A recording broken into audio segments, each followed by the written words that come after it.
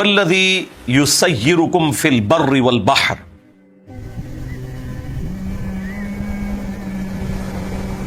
وہی ہے جو تمہیں سیر کرواتا ہے خشکیوں میں بھی اور سمندروں میں بھی۔ ظاہر ہے کہ یہ اللہ تعالیٰ کا ایک فزیکل فینومینا آف نیچر ہے کہ آپ ٹریولنگ کر رہے ہیں۔ اگر اللہ تعالیٰ گھوڑوں کو، خچروں کو، گدھوں کو، جانوروں کو، اونٹوں کو مسخر نہ کرتا انسان کے لیے کہ ایک چھوٹا سا بچہ بھی آپ دیکھیں، اتنا بڑا اونٹ ہے، اس کی نکیل اس نے پکڑی ہوتی ہے، وہ پیچھے چل رہا ہوتا ہے۔ بچہ کیا، بچے کا ابا بھی شاید کوئی نہیں اس کے مقابلے میں، لیکن اللہ نے مسخر کر دی ہے۔ اوبیڈینسی ہے ان کے اندر، گھوڑوں میں اوبیڈینسی ہے، تو یہ اللہ نے مسخر کی ہیں۔ پھر ان کو اللہ تعالیٰ نے طاقت دی ہے کہ وہ اپنا بوجھ اٹھا کے آپ کو بھی اٹھا کے چل سکتے ہیں۔ پھر ریگستانی سفر میں اونٹ 1 مہینے تک بغیر پانی پیے بھی چل سکتا ہے، اتنی اللہ تعالیٰ نے اسے طاقت دی ہے۔ تو یہ اللہ ہی سیر کروا رہا ہے نا خشکیوں میں۔ اسی طریقے سے اگر فورس آف بوئنسی، قوت اچھال جو پانی کے اندر موجود ہے وہ نہ ہو تو بحری جہاز تو نہیں چل سکتے۔ بحری جہاز کیوں تیر رہے ہیں سمندر کے اوپر؟ کہ سمندر کے پانی نے اس وزن کو اٹھایا ہوا ہے، اور لاکھوں ٹن وزن کے، ہزاروں نہیں سرکار، لاکھوں ٹن وزن کے بھی بحری جہاز موجود ہیں۔ ایک سوئی تو ڈوب جاتی ہے، بحری جہاز نہیں ڈوبتا۔ ظاہر ہے کہ اس کو ڈیزائن کیا جاتا ہے اس اعتبار سے کہ اس کا سرفیس ایریا اتنا ہو کہ پانی جو ہے وہ اس کو اٹھا سکے۔ اگر وہ سرفیس ایریا کم کر دیں گے تو وہ بھی ڈوب جائے گا۔ تو یہ اللہ تعالیٰ ہی سیر کروا رہا ہے، اور یہی قوت اچھال اللہ تعالیٰ نے ہوا میں بھی رکھی ہے، جس کی وجہ سے آپ کے ہوائی جہاز اڑتے ہیں۔ اگر وہ ختم ہو جائے تو ہوائی جہاز دھڑم سے نیچے گر پڑے۔ اور ایئر پاکٹس آتی ہیں، چائنا ٹریولنگ کے دوران بھی 1-2 دفعہ ایسی ایئر پاکٹس آئیں، یہ مجھے خود تجربہ ہوا ہے اس حوالے سے۔ وہ جہاز جو ہے وہ سینکڑوں فٹ ایک دم نیچے آ جاتا ہے۔ ایئر پاکٹس کے اندر اتنے ایریے میں ایئر کی ڈینسٹی بہت کم ہو جاتی ہے، تو پر تو اٹھائیں گے نا جب ایئر کی ڈینسٹی ہوگی، جہاں بالکل ایئر ہلکی ہو جائے تو پھر تو نیچے ہی آنا ہے چیز نے۔ اس لیے وہ پہلے ہی اعلان کر دیتے کہ آپ سیٹ بیلٹ باندھ لیں، ورنہ اب جہاز اس طرح جا رہا ہے، اچانک ایئر ایسے ایریے میں گزرا ہے کہ جہاں ایئر ہی نیچے کو نہیں ہے، تو آپ سمجھ لیں آپ نے ٹائر ہی نکال دیے۔ زمین پہ چلنے والی گاڑی کے ٹائر ہی نکالیں تو دھڑام سے نیچے ہی گرے گی نا، اور وہ تو بلندی سے نہیں، تو جہاز اچانک ایک دم، وہاں آپ کو وہ ریڈنگ میں بھی نظر آتا ہے، ایک دم نیچے آتا ہے جہاز۔ اور اگر وہ زیادہ دیر ایسا ہو پھر کانپنا بھی شروع کر دیتا ہے، اور بعض کا اتنی شدت سے کانپتا ہے کہ لگتا ہے کہ ابھی اس کے پر بھی ٹوٹ جائیں گے۔ اور خدا نہ خواستہ آپ اگر میری طرح نیشنل جغرافک پہ ایئر کریش انویسٹیگیشن دیکھتے ہیں تو آپ کو سارے پروگرام نظر آنا شروع ہو جاتے ہیں کہ یار ایسے گیا اور کام تو یہ اللہ تعالیٰ اڑا رہا ہے۔ اگر physical phenomena of nature support نہ کریں تو آپ نہ زمین کے اوپر ٹریولنگ کر سکتے ہیں، ایون گریوٹی ختم ہو جائے آپ زمین پہ چل نہیں سکتے، یا گریوٹی کی جو فورس ہے اس میں تبدیلی آ جائے تو آپ سموتھلی نہیں چل سکتے۔ زمین اور آپ کی گاڑی یا آپ کے پاؤں کے درمیان جو فرکشن ہے وہ نہ ہو تو گاڑی یہ نہیں چل سکتی۔ یہ آپ دیکھتے ہیں جہاں پہ سنو فال ہوئی ہوتی ہے، جیسے پوڈری اور نشئی لوگ ایک دوسرے سے آگے ٹکراتے ہیں نا، دیکھیں گاڑی کیسے ٹکرا رہی ہوتی ہیں ایک ادھر جا کے، وہ ہلکی سی سپیڈ پہ بھی، کیوں؟ وہاں وہ برف کے اوپر چل رہی ہے نا، برف اور ٹائر کے درمیان فرکشن بہت کم ہو جاتی ہے، تو وہ کنٹرول ہی نہیں رہتا گاڑی کے اوپر۔ وہ گاڑی نے ڈیسائیڈ کرنا ہے کہ اس نے اب اس طرف مڑنا ہے یا ادھر۔ آپ بے شک اس کا سٹیئرنگ سامنے بھی رکھیں، وہ کسی طرف بھی جھوم جائے گی۔ اس لیے پھر وہ برف والے ایریے میں اس کے اوپر زنجیر لپیٹی جاتی ہے تاکہ زیادہ ریزسٹنس آئے اس کے اور برف کے درمیان، وہ چل سکے۔ تو یہ اللہ تعالیٰ ہے سیر کروا رہا ہے۔ یہ نہ سمجھیے گا کہ جہاز جو ہے وہ اڑ رہا ہے انجن کی وجہ سے، یا بحری جہاز جو ہے وہ انجن کی وجہ سے چل رہے ہیں، یا گاڑیاں انجن کی وجہ سے چل رہی ہیں، نہیں۔ جب تک فزیکل فینومینا آف نیچر ساتھ سپورٹ نہ کرے سائنس کی ایک انوینشن بھی پاسبل نہیں. مجھے بتائیں پیٹرول کو آگ لگانے سے پیٹرول کی انرجی نہ نکلے یا کبھی نکل آئے کبھی نہ نکلے تو کیا دنیا کی کوئی گاڑی پیٹرول پہ چل سکتی ہے؟ یعنی اگر پیٹرول یہ ڈیسائیڈ کرے کہ ہاں آج میں نے اس میں سے آگ نکالنی ہے اور آج نہیں نکالنی تو آپ پلان کر کے بیٹھے رہیں. وہ ہر دفعہ آگ نکالے گا, اتنا اوبیڈینٹ ہے پیٹرول, تو ہر دفعہ آپ انجن اپنا سٹارٹ کر سکتے ہیں. ورنہ اگر یہ وہ ڈیسائیڈ کرے کہ اس دفعہ میں نے آگ دینی ہے اس دفعہ نہیں دینی تو آپ دنیا کا کوئی کام نہیں کر سکتے. کوئی انوینشن بھی نہیں ہونی تھی. انوینشن کی بنیاد ہی اس بیس کے اوپر ہے کہ آپ بار بار اپنے معاملات کو ریپیٹ کریں گے, وہ اسی طریقے سے چلیں گے. آج تک آپ نے سنا ہے کہ ایک کسائی نے چھری تیز کی ہوئی ہو اور وہ جانور کی گردن پہ رکھے اور چھری آگے سے چلنے سے انکار کر دے؟ نہیں. یہ تو ہو سکتا ہے وہ اتنی تیز نہ ہو اور چلنے میں مشکل کرے, لیکن جب تیز ہو یہ ہو ہی نہیں سکتا نہ چلے, ورنہ تو یہ سائنس پاسبل ہی نہیں ہے نا. وہ ہر دفعہ چلے گی.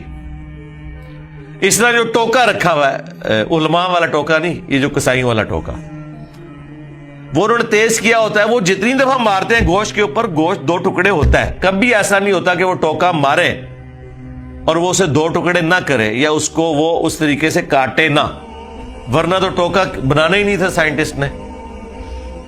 یا ہر ٹوکے کے اوپر لکھا ہوتا ہے کہ 1000 دفعہ چلائیں گے تو انشاءاللہ ایک دفعہ کٹنے کی امید ہے, کیونکہ وہ تو ٹوکے نے ڈیسائیڈ کرنا تھا. سائنس اس لیے پاسبل ہے کہ آپ ایک تجربے کو بار بار ریپیٹ کریں گے, بار بار وہی رزلٹ نکلے گا. کبھی بھی وہ نافرمانی نہیں کرے گا سسٹم. یہ وہ چیز ہے جس کو اللہ تعالیٰ نے فرمایا کہ ہم نے زمین و آسمان کو مسخر کر دیا ہے تمہارے لیے. یہ ہمیشہ ہوگا کہ جب بادل پانی اٹھا کے آئیں گے آپس میں ٹکرائیں گے تو بارش ہوگی. یہ اللہ نے فزیکل فینومینا آف نیچر رکھ دیا, اور یہ اللہ نے فزیکل فینومینا آف نیچر رکھ دیا ہے کہ زمین میں آپ جب بیج بوئیں گے اس میں پانی ڈالیں گے تو کھیتی نکلنی ہے. اگر مجھے بتائیں کھیتی خود ڈیسائیڈ کرے نکلنے کے اعتبار سے, سب کچھ آپ نے ڈالا اور کھیتی نہیں نکل رہی, تو پھر کبھی بھی کوئی کسان محنت نہ کرتا. وہ کہتا یار پچھلی بار بھی کسی نکلے تھے کچھ بھی نہیں, چھوڑو دفع کرو. دنیا کا نظام چل ہی نہیں سکتا. اس لیے اللہ تعالیٰ اسے اپنی طرف منسوب کرتا ہے کہ ہم ہیں جو تمہیں خشکیوں میں, سمندروں میں, اور اب ایڈ کر لیں ہواؤں میں بھی لے کے پھرتے ہیں. حتی اذا کنتم فی الفلک, یہاں تک کہ جب تم سوار ہوتے ہو کشتی کے اندر, وَجَرَيْنَ بِهِمْ, اور وہ چلنے لگتی ہے اپنے مسافروں کو لے کر, بِرِيحٍ طَيِّبَةٍ, ہوا کو اپنے موافق پاتے ہوئے. یعنی اگلے زمانوں میں آپ کو پتا ہے انجن تو نہیں تھے, تو بادبان والے بڑے بڑے جہاز ہوتے تھے جن کے اوپر ایسے بادبان لگے ہوتے تھے کہ جو ہوا کو روکتے تھے اور اس کو ایڈجسٹ کر کے ہوا کے زور کے اوپر وہ کشتیاں چلتی تھی. وہ آج بھی کبھی کبھار آپ کو اولمپکس میں مقابلے دکھاتے ہیں. وہ سمندر میں چکے ہوائیں, اچھا یہ دیکھیں اللہ نے ہوائیں سمندر میں رکھی ہوئی ہیں. سمندر میں اگر ہوا نہ چلے بس جو گیا پھر وہ گیا, کیونکہ خشکی تو بہت کم ہے. آلموسٹ 2/3 تو سمندر ہے. پھر آپ کنارے پہ لگ بیٹھے. یہ ہو گئی نہیں کہ سمندر میں ہوائیں نہ چلیں, ورنہ تو یہ نظام ہی پاسبل نہ ہوتا اس زمانے میں جب کہ انجن نہیں تھے. آج کل تو آپ چلے کہہ سکتے ہیں انجن آ گئے. وَفَرِحُوا بِهَا, اور مسافر بڑے مسرور ہوتے ہیں, خوش ہوتے ہیں کہ ٹھیک ہے اب ہم سفر کر رہے ہیں, بڑی آسانی سے حالات موافق ہے.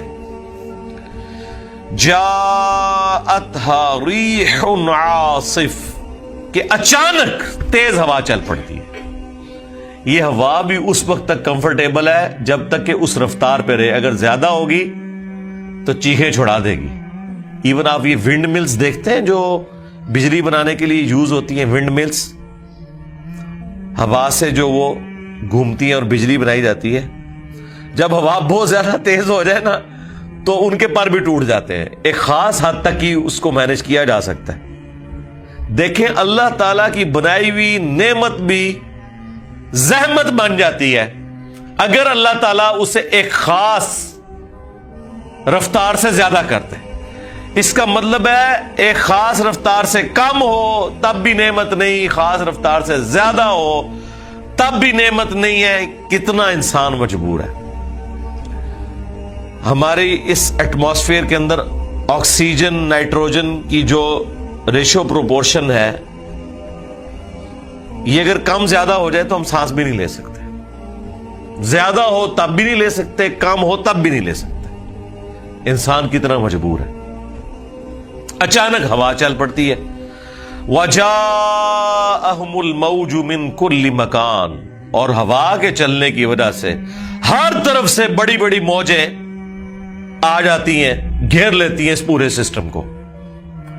اچھا, وہ جب ہوا سمندر میں تیز رفتاری سے چلتی ہے نا تو اپنے ساتھ پانی کو چلاتی ہے. زمین میں کیا ہوتا ہے, ریگستان کو چلاتی ہے. پورے ریگستان کے پہاڑ شفٹ ہو جاتے ہیں ایک جگہ سے دوسری جگہ, پورے ریت کے ٹیلے شفٹ ہو جاتے ہیں, مٹی کے طوفان آتے ہیں, اور امریکہ میں تو آپ پتہ ہے ٹورنیڈوز چلتے ہیں, پوری آبادیاں ختم کر دیتے ہیں. وہ جو مکان ان کی لپیٹ میں آتا ہے, وہ زیادہ تر تو مکان وہ لکڑی کے بنے ہوتے ہیں, وہ ایسے لپیٹ کے تو پرے پھینکتے ہیں. اب یہی ہوا جب سمندر میں چلے گی تو سمندر کے پانی کو چلائے گی, اتنے بڑے بھنور بنیں گے, ان کے اندر پھر کشتیاں پھنس کے ڈوب جاتی ہیں اور بڑی بڑی موجیں آ کے ہر طرف سے گھیر لیتی ہیں. وَظَنُّوا أَنَّهُمْ أُحِيطَ بِهِمْ, اور بس پھر اب مسافر خیال کرتے ہیں لو جی مارے گئے, گر گئے اس کے اندر. دعوا اللہ مخلصین لہ الدین, تو اس لمحے میں وہ پکارتے ہیں اللہ تعالی کو خالصتاً, اپنے دین کو اس کے لیے خالص کرتے ہوئے ایک اللہ کو پکارتے ہیں. کون؟ مشرک بھی. اس وقت لات منات عزا یہ سارے بت بھی ان سے جاتے رہتے ہیں, اکیلے اللہ کو پکارتے ہیں. اور کیا کہتے ہیں؟ لَإِنْ أَنْجَيْتَنَا مِنْ هَذِهِ, کہ اگر تو نے ہمیں بچا لیا اس مصیبت سے, اس طوفان سے, لَنَكُونَنَّ مِنَ الشَّاكِرِينَ, تو ہم یقیناً تیرے شکر گزار بندے بن جائیں گے. بس ایک چانس اللہ تعالیٰ دے دے. اور وہاں پہ دوسری ہستیاں ان سے جاتی رہتی ہیں, وہ آگے ذکر آ جائے گا. یا اللہ ایک دفعہ ہمیں بچا لے, ہم تیرے شکر گزار بندے بنیں گے. شکر گزاری کیا ہے کہ ایک اللہ کے ماننے والے بن جاؤ. توحید سے بڑی کوئی شکر گزاری نہیں ہے کہ اس اللہ کو ہی اپنا معبود مانو, اسی کو مشکل کشا حاجت روا مانو, جس نے تمہیں یہ ساری نعمتیں دی ہیں, اور جب مصیبت میں گھرتے ہو اسے پکارتے ہو تو وہی مصیبت دور کرتا ہے اور کوئی نہیں دور کر سکتا. اللہ الذی خلق السماوات والارض, اللہ ہی ہے جس نے پیدا کیا آسمانوں کو اور زمین کو. وَأَنزَلَ مِنَ السَّمَاءِ مَاءً, اور وہی ہے جس نے اتارا آسمان سے پانی. فَأَخْرَجَ بِهِ مِنَ الثَّمَرَاتِ رِزْقًا لَكُمْ, اور پھر نکالا زمین سے پھلوں کو اس پانی کے ذریعے. یعنی پانی کی برکت سے ہی درخت بڑے ہوتے ہیں, کھیتیوں کی شکل میں یا فروٹس والے درخت, ان کو جو خوراک ہے وہ پانی کے ذریعے ملتی ہے, جس کے اندر تمہارا رزق رکھا ہوا ہے. وَسَخَّرَ لَكُمُ الْفُلْكَ لِتَجْرِيَ فِي الْبَحْرِ بِأَمْرِهِ, اور اسی نے مسخر کر دیا ہے کشتیوں کو کہ وہ کشتی چلے پانی کے اندر اس کے حکم سے. ظاہر ہے اس کے ذریعے پھر رزق جڑا ہوا ہے, سفر جڑا ہوا ہے, یہ سب کچھ کشتی کے ساتھ جڑا ہوا ہے. اور اب تو یہ اس ماڈرن دور کے اندر جو سی فوڈ کی جو کیلکولیشنز آ رہی ہیں, وہ تو کہہ رہے ہیں کہ اگر پلانٹ ارتھ سے سب کچھ ختم ہو جائے, صرف سی فوڈ اتنا ہے کہ 1000 سال تک انسانیت اس سے کھا سکتی ہے. اللہ تعالیٰ نے ایسا بندوبست کیا ہے. اب دنیا میں تو اس وقت کئی ملکوں کی اکانومی سی فوڈ کے اوپر چل رہی ہے. ہمارے ملک میں بھی چونکہ ہم صرف ایک کراچی کا یا بلوچستان کا حصہ لگا ہوا ہے, اس لیے لوگوں کو آئیڈیا نہیں ہے. ادروائز وہاں کی جو مچھلی ہے وہ آپ کو پنجاب میں بھی مل رہی ہے, ٹرینز کے ذریعے اس میں برف کے ذریعے سٹور ہو کے یہاں تک پہنچتی ہے. لیکن جو ملک ڈیپینڈنٹ ہے ٹوٹلی اس کے اوپر جو سمندری ملک ہیں، جس طرح بنگلہ دیش کا ایک اچھا خاصا حصہ رزق کا جو ہے وہ سمندر سے پورا ہو رہا ہے، انڈونیشیا، ملیشیا، ان لوگوں کے رزق اللہ تعالیٰ نے جوڑا ہوا ہے ان چیزوں کے ساتھ. تو سی فوڈ اللہ تعالیٰ نے رکھ دیا ہے. اللہ تعالیٰ فرما رہا ہے کہ یہ جو کشتیاں چلتی ہیں وہ اس کے حکم سے چلتی ہیں. ظاہر ہے اللہ تعالیٰ ہی نے ہواؤں کو مسخر کیا ہے انسان کے لیے، بادبان کی کشتیاں چلتی ہیں. پانی کے اندر قوت اچھال رکھی ہے، بوئنسی کی فورس، جس کی وجہ سے کشتی چلتی ہے. ادروائز تو کبھی کشتی پانی کا بوجھ نہ اٹھا سکتی، سوئی ڈوب جاتی ہے، کشتی جو ہے وہ تیرتی ہے. اللہ تعالیٰ نے انسان کو سکھا دیا کہ کس طریقے سے کشتی آپ نے بنانی ہے، اور اس کے ذریعے رزق جڑا ہوا ہے. آج بھی اسی طریقے سے ویلڈ ہے. آپ کتنے ہیوی انجن بھی لگا لیں، اگر سمندری طوفان ایک خاص لمٹ سے بڑھ جائے تو جہاز تو ڈوب جائیں گے. ابھی بھی جہاز ڈوب رہے ہیں. تو اللہ تعالیٰ نے مسخر کیا ہوا ہے. اب تو ہر انسان نے وہ راستے بھی دریافت کر لی ہیں سمندری کہ جن کے اندر اس طرح کے طوفان کم سے کم آتے ہیں، اس لیے انہوں نے ان راستوں کو فکس کیا ہوا ہے. جب روٹین سے کوئی جہاز ہٹتا ہے تو تبھی وہ اس وقت پھر پھنس جاتا ہے کسی سمندری طوفان کے اندر، ادروائز معاملات اس طریقے سے چلتے ہیں. وَسَخَّرَ لَكُمُ الْأَنْهَارَ، اور اسی نے تمہارے لیے دریاؤں کو بھی مسخر کر دیا ہے. ظاہر ہے دریاؤں کو مسخر کر کے ہم نے ڈیم بنائے. ڈیم آج کے نہیں بن رہے، ڈیم تو قبل از مسیح بن رہے ہیں، اور پھر ان دریاؤں کے پانی کو استعمال کر کے کھیتیوں کو سیراب ہزاروں سال سے کیا جا رہا ہے. ورنہ آپ بتائیے کہ اگر یہ پانی سمندر سے لانا پڑے، وہ تو خیر اس قابل بھی نہیں ہے، وہ تو نمکین پانی ہوتا ہے. گلیشیئرز کے اوپر یہ پانی سٹور ہوتا ہے پہاڑوں پہ. آپ ذرا کیلکولیشن کریں، ہزاروں کلومیٹر سے وہ پانی انڈر گریوٹی چلتا ہے. اس سے پہلے سورج اسے پگھلاتا ہے اور اس سے پہلے سٹور کرتا ہے اللہ تعالیٰ گلیشیئرز کی فارم میں. ورنہ پانی کو سٹور کرنے کے لیے تو ٹینک چاہیے نا، ان کی دیواریں ہوں. لیکن اللہ تعالیٰ نے کیا نظام رکھا ہے کہ ٹینک کے بغیر ہی پہاڑوں کے اوپر برف وہ جمی ہوئی حالت میں سٹور ہوتی ہے، اور وہ برف بھی وہاں سورج کے ذریعے پہنچی ہے، کیونکہ سورج نے ہی ایویپوریٹ کیا سمندر کے پانی کو. نمک ادھر ہی رہ گیا، پانی ایویپوریٹ ہوا اور بارش کی شکل میں اور برف کی شکل میں گلیشیئرز کی فارم میں ہزاروں کلومیٹر دور اونچائی پہ پہنچا. یہ اب آپ کو اس اونچائی کی قدر بھی آئے گی، یہ جو نیچرل ہیڈ اللہ نے دیا ہوا ہے. اور پھر اسی سورج کے ذریعے اللہ تعالیٰ اسے پگھلاتا ہے، اور پھر پانی کے دریا چلتے ہیں بغیر کسی موٹر کے، انڈر گریوٹی چل رہے ہوتے ہیں. ظاہر ہے وہ نیچرل سلوپ رکھی ہوئی ہے، ورنہ پانی نہ چلے. اور ہماری زمینوں کو سیراب وہ دریا کرتے ہیں.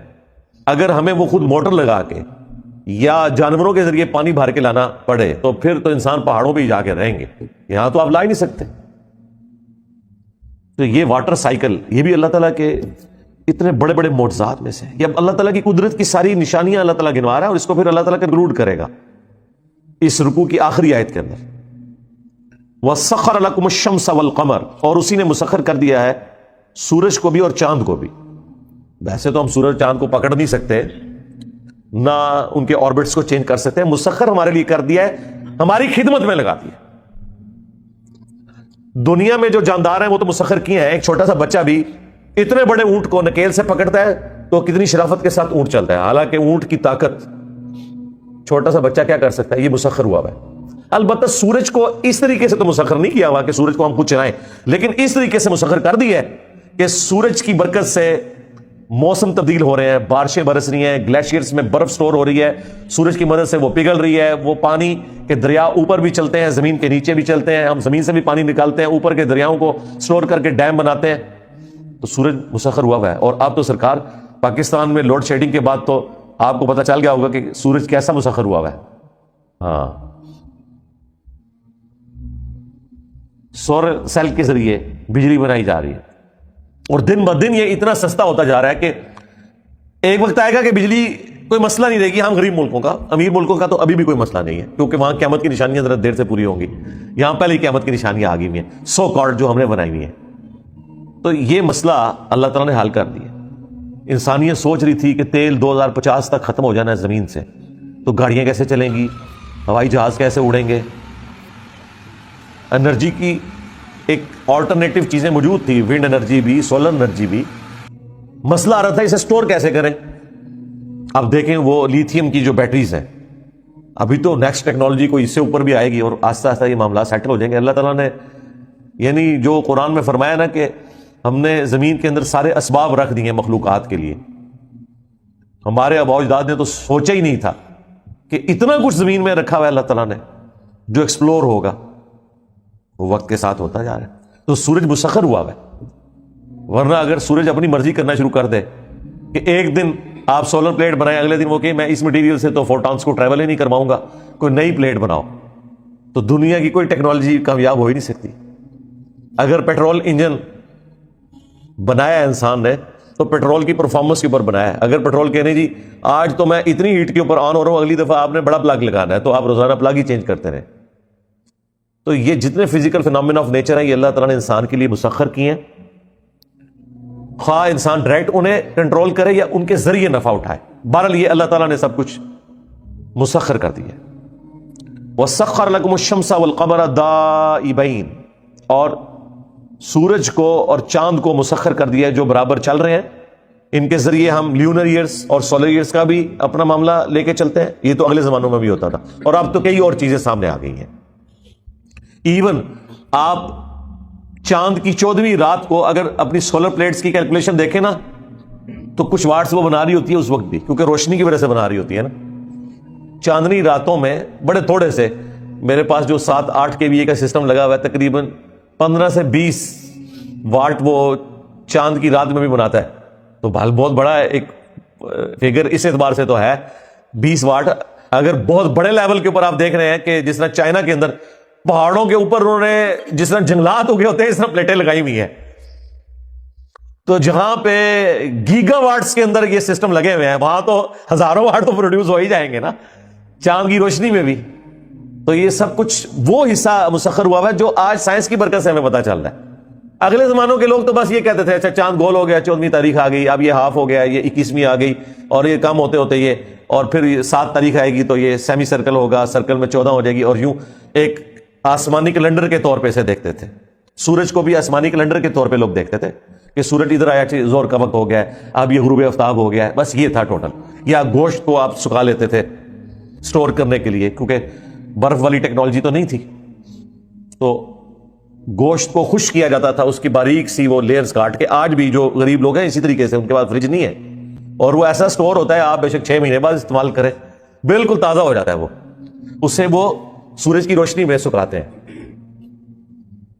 تو یہ چیزیں تھیں جو انسان کر رہا تھا، کپڑے خشک کر لیے دھوپ میں ڈال کے، وٹامن ڈی لے لیا صحت کے لیے، یہ ساری چیزیں ہوا کرتی تھی۔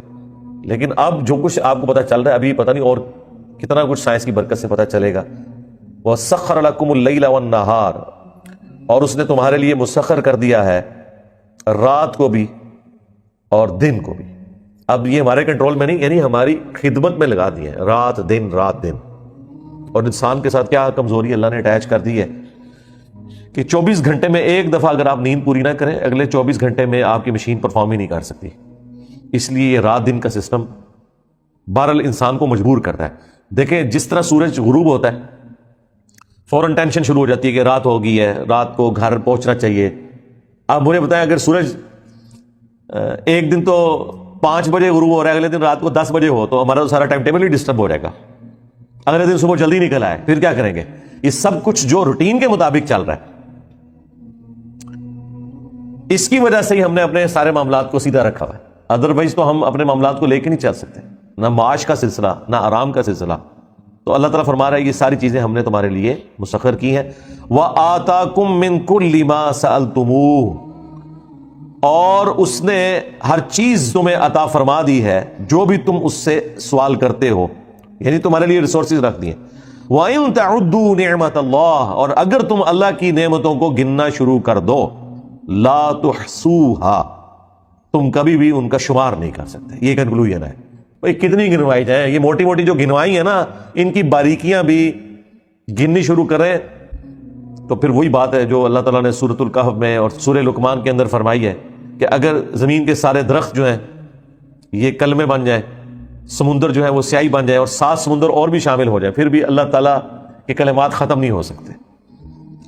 اللہ کی ہر نعمت اللہ تعالیٰ کے ایک کلمہ کن کی وجہ سے پروڈیوس ہوئی ہے نا، یہ سب اللہ کے کلمات ہیں۔